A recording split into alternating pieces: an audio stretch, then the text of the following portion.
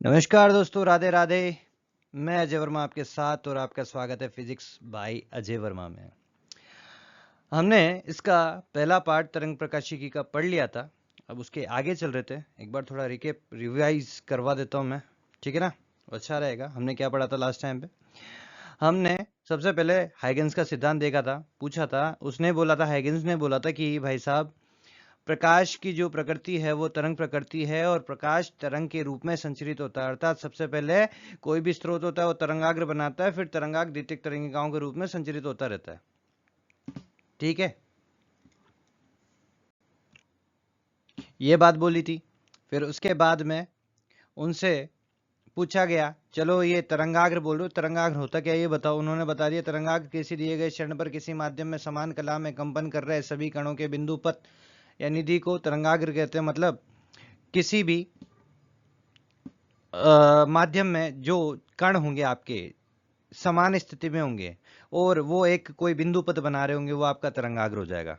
समान स्थिति में रहने वाले जितने भी कण हैं वो एक बिंदु पथ बना रहे होंगे, एक पथ बना रहे होंगे, वो बिंदु पथ क्या कहलाएगा? तरंगाग्र कहलाएगा। ये तरंगाग्र का आकार आपके जो स्रोत है, जो विक्षोभ उत्पन्न कर रहा है, उसके आकार पर निर्भर करता है। ठीक है। और समांग माध्यम में किसी तरंग का तरंगाग्र तरंग संचरण की दिशा के लंबवत होता है। मतलब आपका जो तरंगाग्र है, तरंग संचरण की दिशा अगर आपकी इधर की ओर जा रही है तो आपका तरंगाग्र इस तरंग संचरण की दिशा के लंबवत होगा। एक दूसरे के 90 डिग्री होते हैं। तरंग जिधर जा रही है और तरंगाग्र वो होता है ना, जहां पे तरंगाग्र बनता है, वो एक दूसरे के लंबवत होते हैं। अगला, तरंगाग्र के 3 प्रकार होते हैं। किसके आधार पर? स्रोत की आकृति के आधार पर। पहला घोड़े तरंगाग्र, दूसरा बेलनाकार तरंगाग्र, तीसरा समतल तरंगाग्र। गोलीय तरंगाग्र कब मिलता है? जब हमारा स्रोत बिंदु स्रोत होता है। कैसा स्रोत होता है? बिंदु प्रकाश स्रोत हो, तब हमें गोलीय तरंगाग्र मिलता है। मतलब चारों तरफ गोला बना देता है प्रकाश का और हर एक दूरी पर, समान दूरी पर आपको तरंगाग्र मिल जाता है और बाहर की ओर इसकी प्रकाश किरण मिलती है। मतलब प्रकाश किरण क्या हो जाती है? एक तरह से प्रकाश की दिशा हो जाती है। जब आप प्रकाश स्रोत से तरंगाग्र के लंबवत कोई सरल रेखा खींचते हो तो वो आपकी प्रकाश किरण होती है और प्रकाश किरण आपकी किस में होती है? तरंग संचरण की दिशा में होती है। और तरंग संचरण की दिशा में ही तरंग की ऊर्जा गति करती है। ठीक है। यह तरंगाग्र उन सभी बिंदुओं का बिंदु पथ होता है जो बिंदुवत स्रोत से समान दूरी पे होते हैं। अगला, बेलनाकार तरंगाग्र। बेलनाकार तरंगाग्र कब मिलता है? जब आपका स्रोत कैसा हो? रेखिक हो या छड़ जैसा हो। कैसा हो? रेखिक या छड़ जैसा। अगला है समतल तरंगाग्र। समतल तरंगाग्र जब प्रकाश का बिंदु या रेखीय स्रोत बहुत अधिक दूरी पर होता है तो क्रमशः गोलीय बेलनाकार तरंगाग्र का आकार क्या हो जाएगा? बहुत बड़ा। जब दूरी पर चले जाएंगे, ये आगे बढ़ते बढ़ते बढ़ते यहाँ पे पहुंच गए, मान लो बहुत अधिक दूरी पे पहुंच गए, तब इसका जो एक छोटा सा पार्ट होगा गोलीय या बेलनाकार तरंगाग्र का, वो कैसा मान लिया जाता है? समतल मान लिया जाएगा। तो आपको समतल तरंगाग्र प्राप्त करने का एक ही तरीका है, स्रोत से बहुत अधिक दूरी पर जाना पड़ेगा, वहां पे आपको कैप्चर करना पड़ेगा, वही जो मिलेगा तरंगाग्र वो समतल तरंगाग्र हो जाएगा।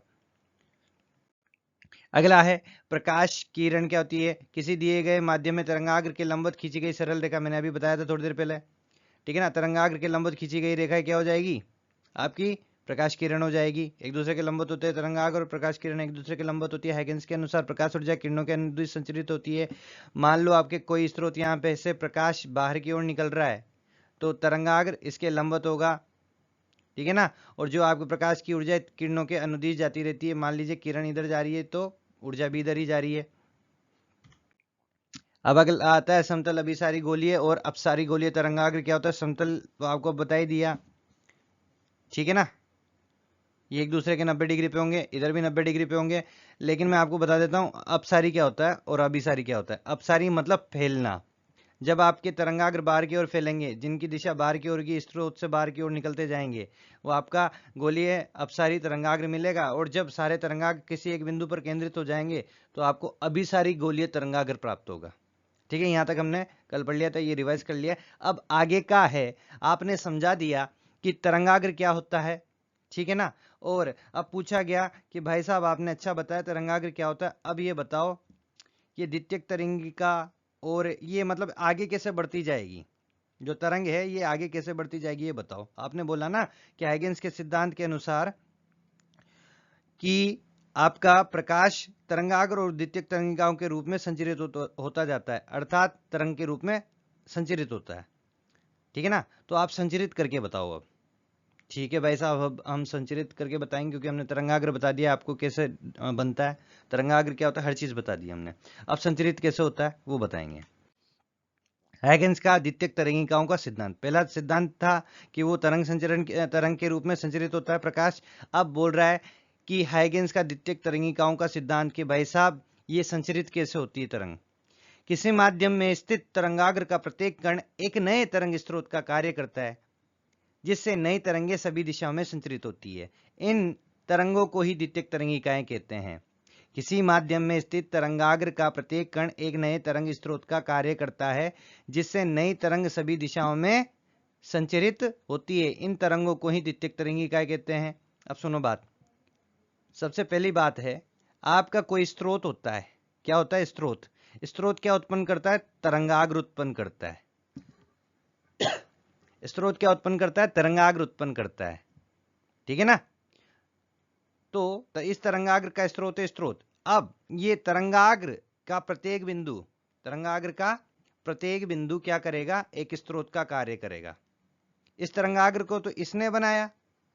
अब ये तरंगाग्र जो डेवलप हुआ है, इस पर सारे जितने भी बिंदु होंगे वो नए स्रोत का काम करेंगे। किसका काम करेंगे, नए स्रोत का। तो यहां पे छोटे छोटे तरंगाग्र उत्पन्न होंगे ऐसे। अब जब इन तरंगाग्र, जो छोटे छोटे तरंगाग्र उत्पन्न हुए थे, इनकी जब परिधि को मिलाएंगे किसी टी समय पर, तो ये जो परिधि होगी वहां पर हमें द्वितीयक तरंगिका प्राप्त होगी। क्या प्राप्त होगी, द्वितीयक तरंगिकाएं प्राप्त होगी। स्रोत से तरंगाग्र बनेगा और तरंगाग्र से द्वितीयक तरंगिकाएं। समझ में है ना, स्रोत से तरंगाग्र बनेगा और तरंगाग्र से द्वितीयक तरंगिकाएं। अब द्वितीयक तरंगिकाएं तरंगाग्र की तरह काम करेगी और ये द्वितीयक तरंगिकाएं तरंगाग्र के रूप में कार्य करके अगली नई द्वितीयक तरंगिकाओं का निर्माण करेगी। ऐसे करते करते करते करते आपकी जो ऊर्जा है आगे तक बढ़ती जाएगी और आपका तरंगाग्र द्वितीयक तरंगिकाओं के रूप में आगे बढ़ते जाएंगे। अब ये भी समान माध्यम में प्राथमिक तरंग की भांति ही समान चाल से आगे बढ़ती है। जैसे तरंगाग्र जिस स्पीड से बना उसी स्पीड से ये छोटे छोटे आगे बढ़ेंगे और द्वितीयक तरंगिकाओं का निर्माण करते जाएंगे। मतलब जो तरंगाग्र की स्पीड होगी वही द्वितीयक तरंगिकाओं की स्पीड होगी और जो द्वितीयक तरंगिकाओं की स्पीड होगी वही अगली तरंगिकाओं की स्पीड होगी। कंडीशन अप्लाइड है, चारों तरफ माध्यम एक जैसा ही होना चाहिए तो चाल एक जैसी रहेगी। अगर माध्यम बदल जाएगा तो चाल भी बदल जाएगी, वो आगे देखेंगे चाल कैसे बदलती है।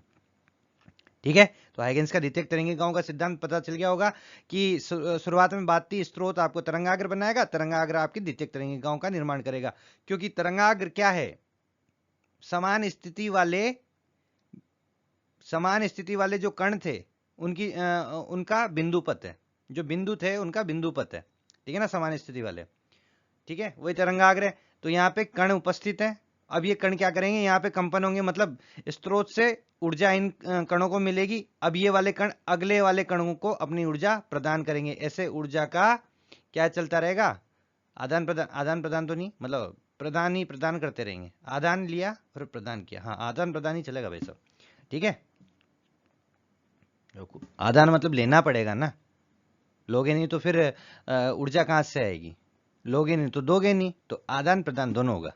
ठीक है, अगला आवे ने। हाँ, ये असल जो आपका डायग्राम है द्वितीयक तरंगिकाओं के सिद्धांत के लिए कि आपकी तरंगाग्र द्वितीयक तरंगिकाओं के रूप में कैसे संचरित होती है, उसका डायग्राम है, एक्चुअल डायग्राम। ये आपका एस जो दिखाई दे रहा है वो स्रोत है।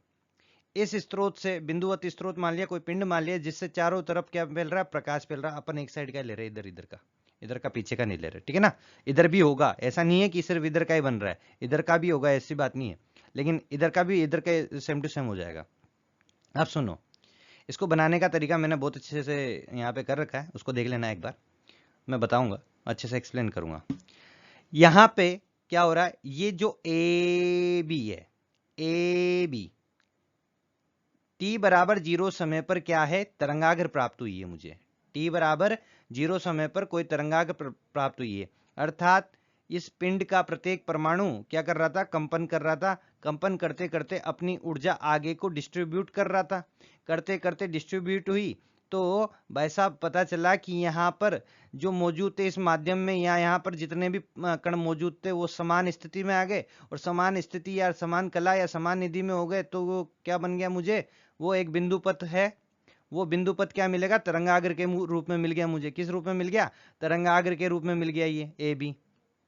ठीक है। अब द्वितीयक तरंगिकाओं के सिद्धांत के आधार पर बोला था कि जो ये तरंगाग्र का प्रत्येक कण हो, प्रत्येक बिंदु होगा, वो द्वितीयक तरंगिकाओं के सिद्धांत, द्वितीयक तरंगिकाओं के स्रोत की भांति कार्य करेगा। तो इसका जो प्रत्येक कण है द्वितीयक तरंगिकाओं के स्रोत के भांति काम करेगा। इस तरंगाग्र का स्रोत कौन था, ये एस। अब ये तरंगाग्र का प्रत्येक कण स्रोत के रूप में कार्य करेगा। ठीक है। तो आप सारे, हर कण तो बहुत सारे होंगे, तो अपन तो कुछ लिमिटेड कण ले लेते। 1 2 3 4 कण ले लिए मैंने अलग अलग। ऐसे न जाने कितने कण ले सकते हो आप, ऐसे गोले बनते जाएंगे। अब क्या होगा, ये स्रोत की तरह काम करेगा। जैसे इसने अपने चारों तरफ आर रेडियस का गोला बनाया, वैसे ही ये कण अपने चारों तरफ आर रेडियस का गोला बनाएगा। और उस आर रेडियस का मान क्या होगा, उस आर रेडियस का मान क्या होगा भैया, मैं बताता हूं। आपकी जो तरंग है, मान लीजिए किसी माध्यम में v स्पीड से चल रही है, v चाल से चल रही है, तो चाल बराबर क्या होता है, दूरी बटा समय। तो आपको दूरी चाहिए, मतलब ये वाला जो स्रोत है वो कहां तक तरंगों को भेज देगा, अर्थात वही दूरी हो जाएगी। t समय में कितनी दूरी पर भेज देगा, तो मैं क्या कर दूंगा, इस समय को इससे गुणा कर दूंगा, तो मुझे दूरी निकल के आ जाएगी। तो v इंटू टी करने पर मुझे गोले का रेडियस मिल जाएगा। अब बोला गया था कि समान माध्यम है, एक जैसा माध्यम है चारों तरफ, तो हर प्रत्येक कण के द्वारा जो ऊर्जा निकलेगी वो चारों तरफ बराबर बराबर रूप से निकलेगी। तो यहां पर भी वीटी अर्थात आर त्रिज्या का गोला, यहाँ पे भी वीटी आर त्रिज्या का गोला, यहाँ पे वीटी आर त्रिज्या का गोला, यहाँ पे वीटी आर त्रिज्या का गोला मैं बना दूंगा। बना दिया। ठीक है। अब क्या होगा, इनकी परिधि को जब मिलाओगे, इन गोलों की परिधि को जब मिलाओगे या परिधि बनाओगे यहाँ पे, तो आपको जो ये परिधि मिल रही है ये वाली ए डैश और बी डैश आपके द्वितीयक तरंगिका हो जाएगी। क्या हो जाएगी, द्वितीयक तरंगिका हो जाएगी टी समय पश्चात। टी बराबर 0 पर तो मुझे ए और बी मिला। क्या मिला, ए और बी। और टी बराबर 0 के बाद टी सेकंड बाद मुझे ए डैश बी डैश मिल गया। क्या मिल गया, ए डैश बी डैश मिल गया। जो ए डैश बी डैश है वो मेरा द्वितीयक तरंगिका है। अब द्वितीयक तरंगिका फिर तरंगाग्र हो जाएगा। अब इस द्वितीयक तरंगिका का प्रत्येक कण अगली नई द्वितीयक तरंगिका के लिए स्रोत का कार्य करेगा। सेम टू सेम ऐसे सेम वीटी का गोला आपको बनाना है। ठीक है ना, प्रत्येक कण से वीटी का गोला बनाते जाओ, और गोला बनाने के बाद उनकी परिधि को मिला दो, तो आपको द्वितीयक तरंगिका फिर से मिल जाएगी। ठीक है। इसका अभी डिटेल अभी आगे करते हैं अपन। इसमें नीचे लिखा हुआ है, समय t बराबर 0 के लिए तरंगाग्र की स्थिति ज्ञात होने पर, t बराबर 0 पर अपन को ए बी की स्थिति ज्ञात होगी, कोई सी भी स्थिति ले ली अपन ने, पर द्वितीयक तरंगिकाओं की स्थिति हाइगेंस के सिद्धांत के द्वारा ज्ञात की जा सकती है। हाइगेंस का सिद्धांत क्या कहा था कि भैया, जो आपका सबसे पहला तो कहा था उन्होंने कि हाइगेंस के सिद्धांत के अनुसार आपका जो प्रकाश है तरंग रूप में संचरित होता है, अर्थात तरंगाग्र और द्वितीयक तरंगिकाओं के रूप में संचरित होता है। और फिर कहा था हाइगेंस के द्वितीयक तरंगिकाओं के सिद्धांत के आधार पर कि तरंगाग्र का प्रत्येक बिंदु द्वितीयक तरंगिकाओं के लिए स्रोत का कार्य करेगा। क्या करेगा, स्रोत का कार्य करेगा। ऐसे ही आपको द्वितीयक तरंगिका मिलती जाएगी तरंगाग्र से। तरंगाग्र बनेगा स्रोत से और द्वितीयक तरंगिका बनेगी तरंगाग्र से। ठीक है। यह सिद्धांत तरंगिकाओं की ज्यामितीय रचनाओं को समय के सापेक्ष व्यक्त कर सकता है, इसलिए इसे हाइगेंस के सिद्धांत के साथ साथ द्वितीयक तरंगिकाओं की ज्यामितीय रचनाओं का सिद्धांत भी कहते हैं। क्या कहते हैं, ज्यामितीय रचनाओं का सिद्धांत, तरंगिकाओं की ज्यामितीय रचना का सिद्धांत भी कहते हैं। ये वाला समतल तरंगाग्र के लिए सेम टू सेम है। आपको t बराबर 0 समय पर यह स्थिति प्राप्त है किसी भी स्रोत से, बहुत अधिक दूरी पर लेते हो, t बराबर 0 पर ए बी तरंगाग्र प्राप्त है। अब आपको किसी t समय पे चाहिए तो t समय t इंटू वी कर दोगे तो दूरी मिल जाएगी, अर्थात त्रिज्या मिल जाएगी कि t समय बाद मैं कहां पे रहूंगा, तो ये गोला प्राप्त होगा, गोला प्राप्त होगा, गोला प्राप्त होगा। गोले के इधर वाले पार्ट को अर्थात फॉरवर्ड डायरेक्शन, आगे वाली डायरेक्शन वाले पार्ट को आप स्पर्श रेखा से मिला दीजिए। आपका ये ए डैश और बी डैश जो है वो द्वितीयक तरंगिका के रूप में काम करेगा, समतल द्वितीयक तरंगिका के रूप में। अब आपके दिमाग में एक वो आ रहा होगा डाउट कि सर ये A double dash B double dash क्या है, ए डबल डैश और बी डबल डैश क्या है। इन्हें पश्च तरंगिका कहते हैं। क्या कहते हैं? पश्च तरंगिका। पीछे की डायरेक्शन में जो आपको तरंगिकाएं प्राप्त होगी उन्हें पश्च तरंगिका बोलते हैं। हाइगेंस के सिद्धांत में पश्च तरंगिकाएं हमें प्राप्त नहीं होती। अब वो इसके कारण को सही तरीके से समझा नहीं पाए थे, तो इसलिए द्वितीयक तरंगिकाओं के सिद्धांत में एक ही दोष था कि वो पश्च तरंगिकाओं के ना बनने के कारण को सही तरीके से स्पष्ट नहीं कर पाए थे, दोष यही था। अब इसको थोड़ा डिटेल में देख लेते हैं। सबसे पहले आपको क्या लेना है? स्रोत लेना है। डायग्राम कैसे बनाना है वो भी देख लो, दोनों सेम है। स्रोत लेना है एस। अब ये एस स्रोत क्या करेगा? अपने चारों तरफ अपने ये पिंड, इस पिंड का या स्रोत का प्रत्येक परमाणु क्या करेगा? कंपन करेगा। कंपन चारों दिशाओं में करेगा, तो चारों दिशाओं में अपने तरंगाग्र उत्पन्न करेगा। क्या करेगा? तरंगाग्र उत्पन्न करेगा। तरंगाग्र उत्पन्न कराते हैं, ये करा दी। और तरंग संचरण की दिशा क्या होगी? तरंगाग्र के लंबवत होगी। तरंग संचरण की दिशा क्या होगी? तरंगाग्र के लंबवत होगी। ठीक है ना? ये तरंग संचरण की दिशा, और ये आपका ए बी तरंगाग्र हो गया। अब द्वितीयक तरंगिकाओं के सिद्धांत के आधार पर जो तरंगाग्र का प्रत्येक कण होगा वो द्वितीयक तरंगिकाओं के लिए स्रोत का काम करेगा। जैसे तरंगाग्र का स्रोत कौन था? एस था। अब जो तरंगाग्र का प्रत्येक कण होगा, मैंने 4 कण लिए, 1 2 3 4। अब ये 4 कण हैं, ऐसे तो बहुत सारे कण होंगे लेकिन मैंने सिर्फ आपको समझाने के लिए 4 लिए, नहीं तो रात पूरी इसमें गुजर जाएगी मेरी बनाने में। ठीक है ना? इसलिए 4 लिए। जैसे 4 बना रहे हो वैसे बाकी को बनाना है, तो अपन लिमिटेड लेने, 4 लेने हैं। तो 1 2 3 4 लिए। अब ये क्या करेंगे? स्रोत का काम करेंगे। जैसे इस स्रोत ने चारों तरफ एक गोला बनाया था तरंगाग्र का, ये वैसे ही ये स्रोत अपने चारों तरफ गोला बनाएंगे तरंगाग्र का। मैं मानता हूं ए बी तरंगाग्र मुझे t बराबर 0 सेकंड पे प्राप्त हुआ है, तो मुझे द्वितीयक तरंगिका t बराबर t सेकंड पर मुझे प्राप्त होगा, अर्थात t समय पश्चात प्राप्त होगा। ठीक है, प्राप्त करते हैं। ठीक है ना? अब आपको द्वितीयक तरंगिका प्राप्त करने के लिए एक तरीका है भाई साहब कि आपको पता नहीं है कि द्वितीयक तरंगिका का कैसे बनाऊं, शेप कैसा होगा, शेप गोले जैसा होगा, लेकिन कितना रेडियस रखना है, क्या रखना है, वो मुझे नहीं पता। तो क्या करो आप, आपकी जो चाल है, हाइगेंस ने कहा था कि भाई साहब आपकी द्वितीयक तरंगिकाएं भी समान चाल से, अगर समान माध्यम है तो समान चाल से प्राथमिक तरंग की भांति या फिर प्राथमिक जो तरंगिका है उनकी भांति आगे गति करती रहेगी। तो मान लो आपका जो तरंगाग्र था v वेलोसिटी से चल रहा था। किस वेलोसिटी से चल रहा था? v वेलोसिटी से चल रहा था। तो आपकी द्वितीयक तरंगिका भी कैसे चलेगी? v वेलोसिटी से चलेगी। ठीक है ना? तो मैं मानता हूं मेरी द्वितीयक तरंगिका t समय बाद कुछ दूरी तय कर लेगी। मैंने अभी थोड़ी देर पहले बताया था। तो उस दूरी को ज्ञात करने के लिए क्या करेंगे? दूरी बटा समय का फॉर्मूला लगा देंगे। दूरी बटा समय क्या होता है? वेग होता है या चाल होता है। तो इस चाल या वेग को समय से गुणा कर देंगे, क्या मिल जाएगा मेरे को? दूरी मिल जाएगी। दूरी अर्थात यहां से मैं जितना चलाऊंगा, तो चारों तरफ जितना चलाऊंगा v into T, V into T, V into T, V into T, V into T, तो चारों तरफ भी बनाएगा ये तो तरंगाग्र अपनी। ठीक है ना? ये वाला स्रोत चारों तरफ बनाएगा। तो यहाँ पे v इंटू टी की त्रिज्या का एक गोला बना दो, यहाँ पे भी v इंटू टी त्रिज्या का एक गोला बना दो, क्योंकि सभी का एक जैसा रहेगा। गोला बना दिया, यहाँ पे भी ऐसे गोला बना दिया, यहाँ पे भी ऐसे गोला बना देंगे। ठीक है ना?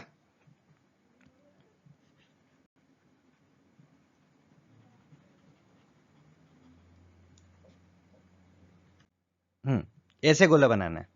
ठीक है, बना दिए। अब आपको द्वितीयक तरंगिका प्राप्त करनी है। द्वितीयक तरंगिका कैसे प्राप्त होगी? आप इन गोलों की परिधि को, फॉरवर्ड डायरेक्शन की परिधि को मिला दें।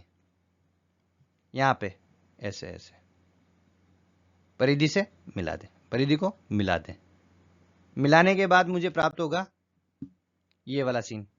आगे भी मिलाया और पीछे भी मिलाया। आगे मिलाया तो ए डैश बी डैश प्राप्त होगा, जिसे मैं द्वितीयक तरंगिका बोलूंगा। और पीछे मिलाया तो A double dash B double dash प्राप्त होगा, जिसे मैं पश्च तरंगिका बोलूंगा। क्या बोलूंगा? पश्च तरंगिका। अभी थोड़ी देर पहले बोला था पश्च तरंगिका, वो अच्छे से समझा नहीं पाए थे कि क्यों नहीं बनती।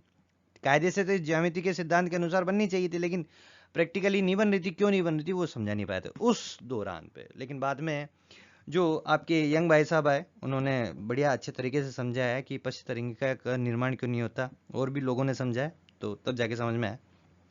शायद उस टाइम पे इतनी नॉलेज नहीं होगी उनको। ठीक है, आगे बढ़ते हैं। ये तरंगिका प्राप्त होगी। अब बात करते हैं समतल तरंगाग्र की। अभी बात की थी थोड़ी देर पहले। ऐसे सेम टू सेम में किसी स्रोत से बहुत अधिक दूरी जाने पर मुझे t बराबर 0 समय पर ए बी तरंगाग्र प्राप्त हो जाता है। अगर t बराबर 0 समय पर ए बी तरंगाग्र प्राप्त है तो t समय पश्चात मैं क्या कर सकता हूं, गोले खींच खींच के ए बी तरंगाग्र के प्रत्येक कण से गोले खींच खींच के v इंटू टी त्रिज्या के गोले खींच खींच के मैं द्वितीयक तरंगिका अर्थात t समय पश्चात द्वितीयक तरंगिकाओं को प्राप्त कर सकता हूं। ऐसे पश्च तरंगिका मुझे प्राप्त हो जाएगी। ये आपका डायग्राम कंप्लीट हो गया। थ्योरी है इसकी। यदि किसी माध्यम में, जो मैंने बोला वही यहां पे समझाएंगे, यदि किसी माध्यम में तरंगाग्र v चाल से गतिशील है तो किसी समय t पर द्वितीयक तरंगिकाओं की दूरी, तरंगिकाओं की तरंगाग्र से दूरी vt होगी, मैंने बोल दिया था। अतः तरंगाग्र के प्रत्येक कण से vt मान की त्रिज्या का वृत्त खींचने पर हमें तरंगाग्र की दिशा में, तरंगाग्र की दिशा मतलब फॉरवर्ड डायरेक्शन में, दिशा में वृत्तों की परिधि तरंगाग्र से vt दूरी पर द्वितीयक तरंगिका a डैश b डैश प्राप्त होगी। आपको a डैश b डैश प्राप्त होगी। इसी प्रकार a डैश b डैश की द्वितीयक तरंगिका अगली नई तरंगिकाओं के लिए स्रोत का कार्य करके उनका निर्माण करेगी। ऐसे ये कहानी चलती जाएगी, आगे बढ़ती जाएगी। बस ऊर्जा धीरे धीरे खत्म होती जाएगी, अर्थात धीरे धीरे आप देखेंगे वो तरंगाग्र जो प्राप्त हो रहे, द्वितीयक तरंगिकाएं प्राप्त हो रही है, उनका y अक्ष के साथ जो विस्थापन होगा वो धीरे धीरे खत्म हो जाएगा। अर्थात जब भी आप पानी में कंकर फेंकते हो तो जो तरंग है वो ज्यादा दूर तक ट्रेवल नहीं कर पाती है, क्योंकि ऊर्जा का डिस्ट्रीब्यूशन हो जाता है, ऊर्जा पूरी रूप से बढ़ जाती है, तो लास्ट में जाते जाते ऊर्जा खत्म हो जाती है। ठीक है, हाइगेंस के सिद्धांत के अनुसार स्रोत से अधिक दूरी होने पर समतल द्वितीयक तरंगिकाएं भी इसी प्रकार प्राप्त होगी। ठीक है ना, वो मैंने समझा दिया। दोष क्या था, हाइगेंस पश्च तरंगिकाओं के प्राप्त होने के कारण को स्पष्ट नहीं कर पाए थे। नॉलेज उस टाइम पे, संसाधन कम थे। ठीक है ना, बाद में जाके पता चला था कि पश्च तरंगिकाएं क्यों प्राप्त नहीं हो रही। ठीक है भाई, तो एक और बार रिवाइज कर लेना, बढ़िया से रिवाइज कर लेना, बहुत इजी टॉपिक है। तो धन्यवाद, राधे राधे, आज के लिए बाय बाय, टाटा।